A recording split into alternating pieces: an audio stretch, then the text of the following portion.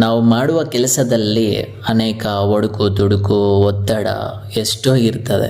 ನೋವು, ಸೋಲು, ಅವಮಾನ ಎಲ್ಲವನ್ನೂ ಮೀರಿ ನಾವು ಗೆಲ್ಲಬೇಕಾದ್ರೆ ಆ ನೀರಿನ ಥರ ನಾವು ಕನ್ಸಿಸ್ಟೆಂಟ್ ಅನ್ನೋದು ಮೈಂಟೆನೆನ್ಸ್ ಮಾಡಬೇಕಾಗುತ್ತೆ.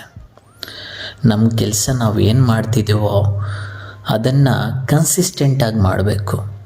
4 ದಿನ ಮಾಡಿ 5ನೇ ದಿನ ಬಿಟ್ಬಿಡ್ತೀವಿ ಅಂದರೆ ನಾವು ಖಂಡಿತ ಗೆಲ್ಲಕ್ಕೆ ಸಾಧ್ಯ ಇಲ್ಲ.